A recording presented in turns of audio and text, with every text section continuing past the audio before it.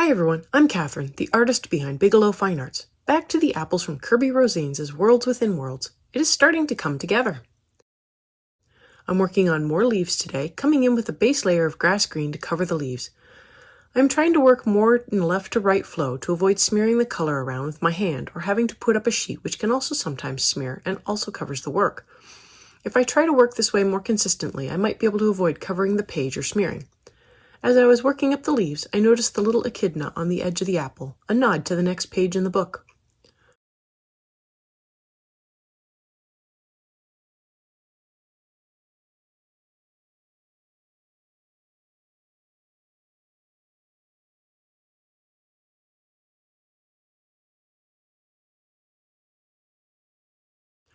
For the first blocking of the shadows, I am coming in with the permanent green olive and adding them where I think I need them. I can be a little rough with them as the sepia is what will actually be defining the shadows. This is the part that takes the shadow further out. If you haven't already, go ahead and hit that subscribe button. It helps keep you informed of when I post new videos, as well as join in on the color-alongs. I have palettes and timestamps in a Patreon post, so go check that out if you want the whole list of colors. And if you missed out on my free coloring page, be sure to check out the cards for some playlists, including the one to get that and color along with me. Subscribing is the best way to learn more about freebies like that.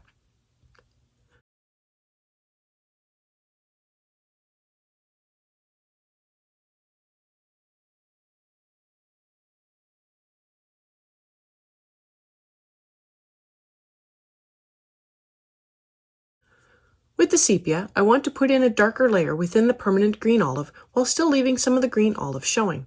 The sepia is for the deepest part of the shadows.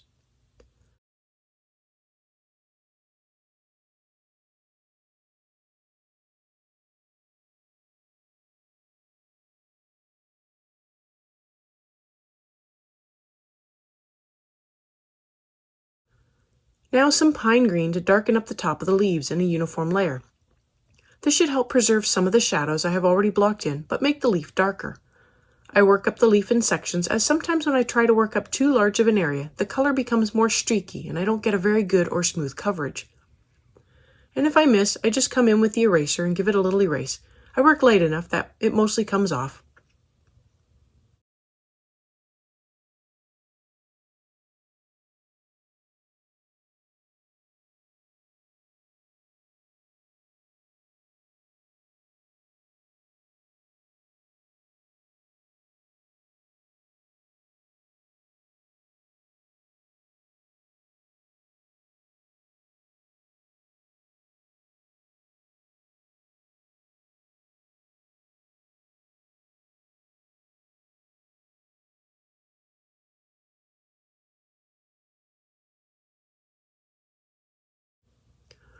With the dark Naples ochre, I want to begin adding in some of the rust spots and imperfections in the leaves.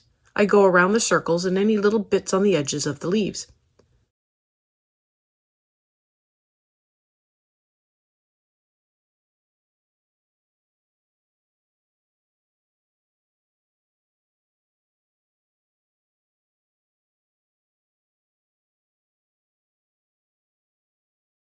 With the terracotta, I add in a darker rust color on the interior of the ochre area, keeping it close to the liner.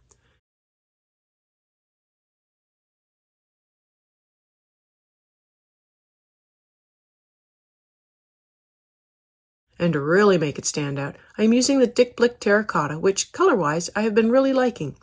It doesn't quite feel like a polychromos, but it is close. It has a good feel, and this color is great with the poly terracotta.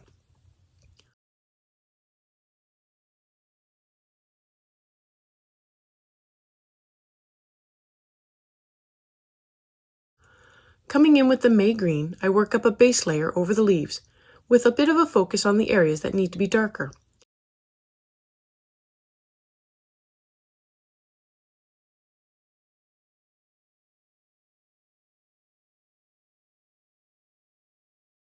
And to get those areas darker, I am coming back in with more pine green. I feel I have the leaves close. I just need to bring up the contrast and get the color darker. I do give extra layers in the darker parts of the leaves since they need to be darker anyways, either with pine green or sepia.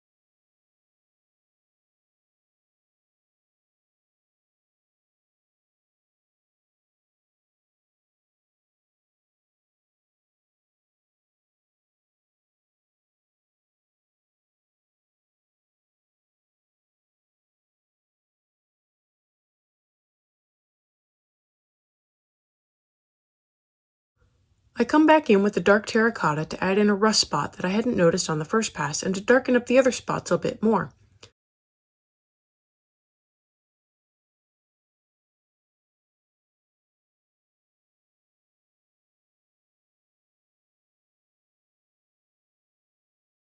And now I want to bring up the contrast with the sepia. I am focused on the shadows and making them much darker to help the rest of the leaf look better.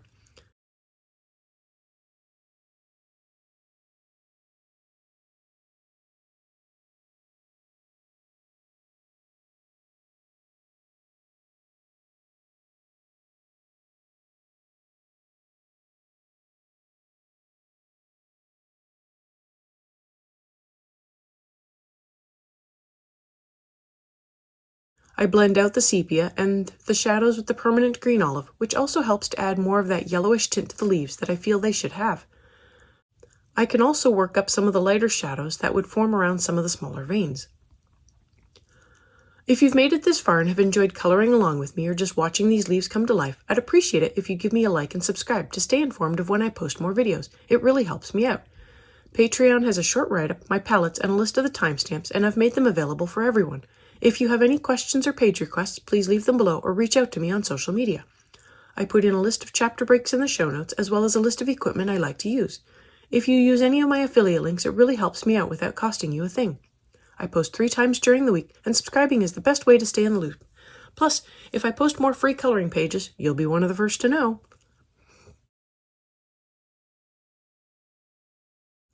For the highlights, I come in with a light layer of the leaf green, which will help brighten them up a little and also fill in the tooth of the paper more. More pine green to keep working up the contrast and get the leaf darker. I feel like I have to work stepwise, otherwise I might go too dark. I feel like I need the other colors surrounding the shadows to determine if I've gone dark enough or if I need to go darker.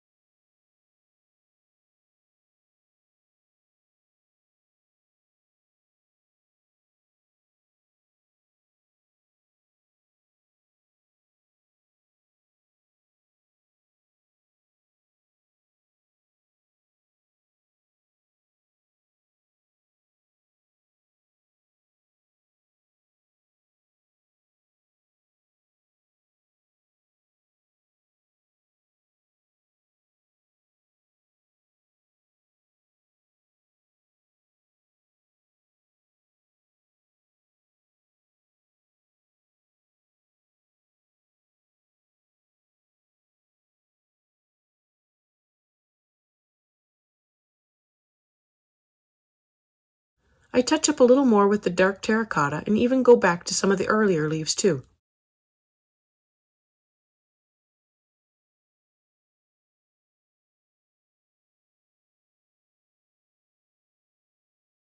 I add in some light green over the highlights to blend them in while also keeping them light. Again, go back to some of the other leaves and give them a little more blending.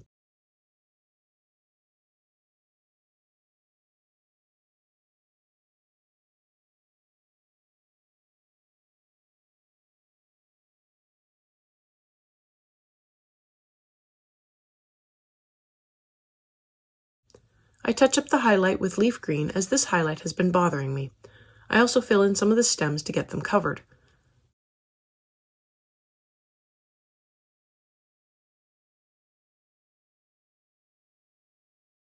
more pine green to keep going with the shadows.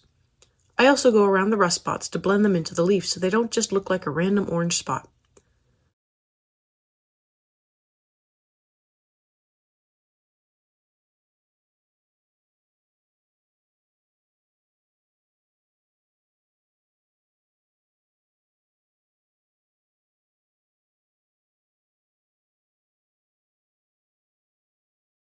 More sepia to get things even darker. I'm getting there, but I do like to take many layers to get to my final point.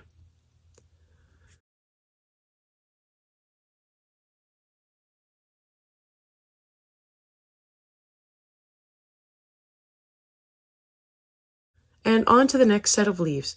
I begin with a layer of grass green to cover all of the leaves in this bunch. I debated on just working them all up at once, but I felt it might be easier on myself to just work them up in smaller groups.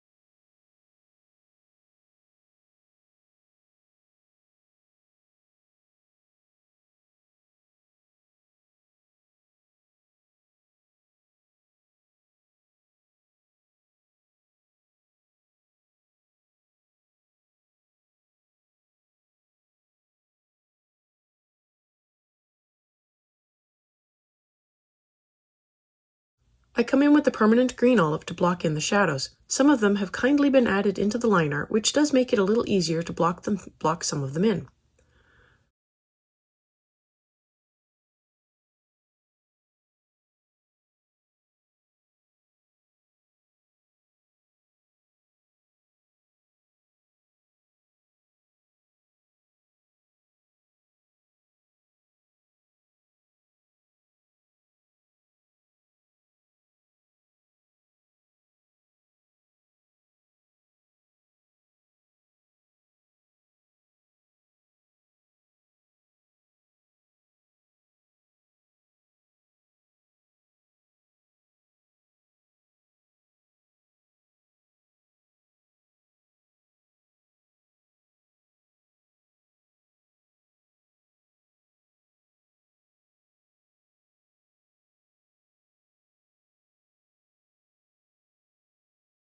With the sepia, I add in the darker part of the shadows on all of the leaves and within the area of where I also placed the permanent green olive.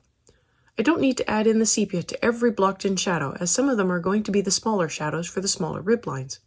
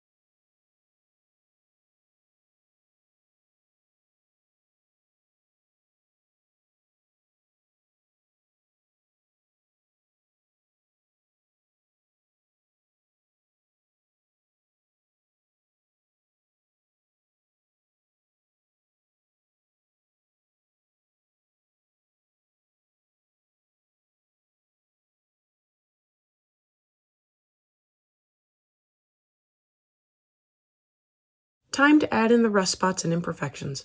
I'm trying a different order of things and starting with the dark terracotta and outlining the area where the rust spots will be. I come in quite dark for this pass, but it isn't a very wide area. I try to keep it to a narrow band.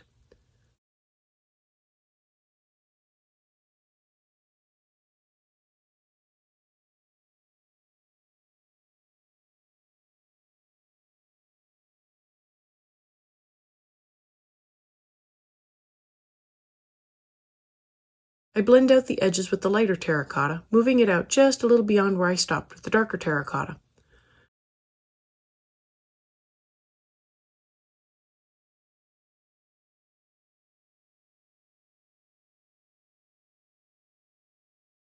Then with the dark Naples ochre, I can blend out the edges into the leaf where I will blend them into the green.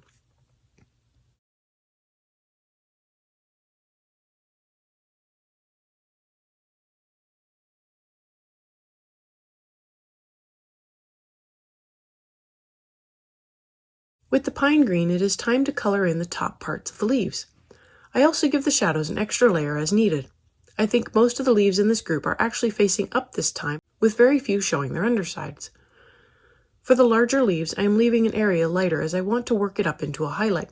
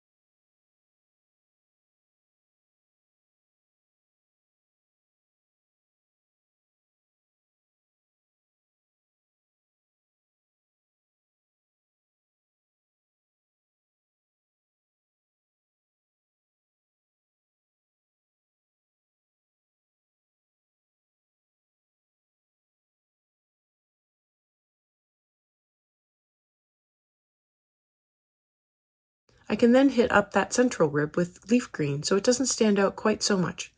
I also knock back the brightness of the highlight with leaf green and blending the pine green a little more.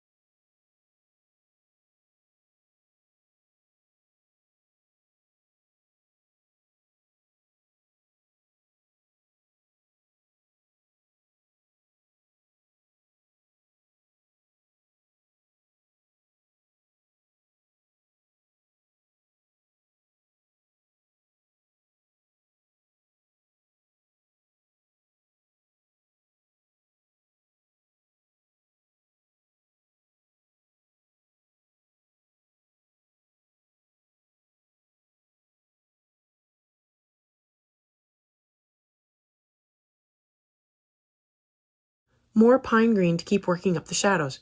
I didn't go dark enough on some of the leaves, and now it is my chance to get them a lot darker to better match the rest of the leaves.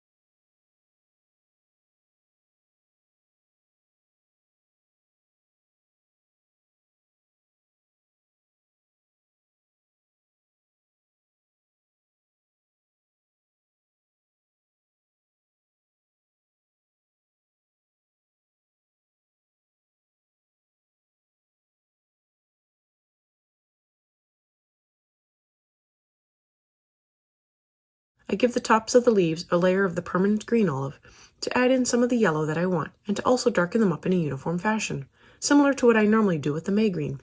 But since these are the tops of the leaves, I can come in with something darker to darken and yellow the leaves at the same time. I take this chance to also darken up the central rib a little more too, as it was still standing out a little too much.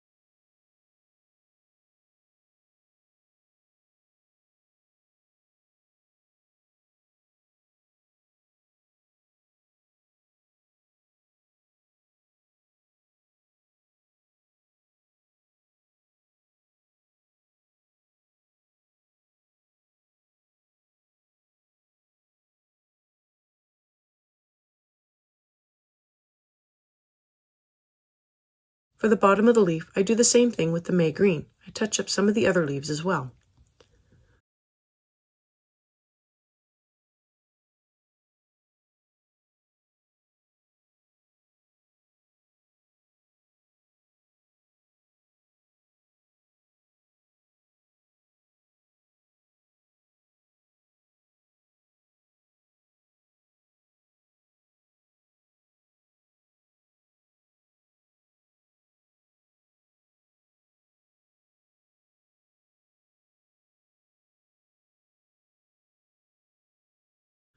With the light green, I want to knock back the whiteness of the paper.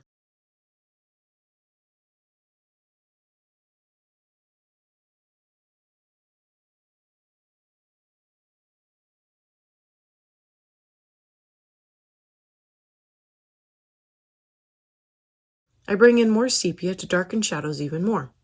I am pressing a little harder than I would at the beginning of a coloring session when there is no pigment down.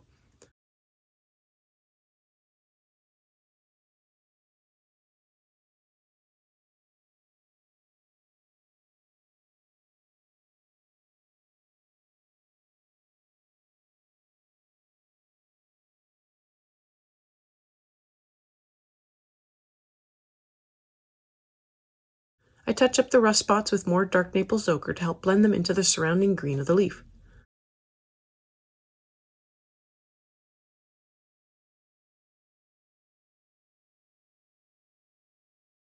A little pine green helps to fill in any spots I might have missed around the rust spots and on the leaves themselves. And that is it for this coloring session. Thanks for joining me today. Let me know below or on social media if you colored along. I'd love to know how you did. I'm on Twitter, Instagram, MeWe, and Patreon. I want to thank you all so much for coming along and joining in with me on this coloring journey. I appreciate all my subscribers and look forward to more of you joining in and coloring along with me. Please like, share, and subscribe to help that happen. Until next time, happy coloring.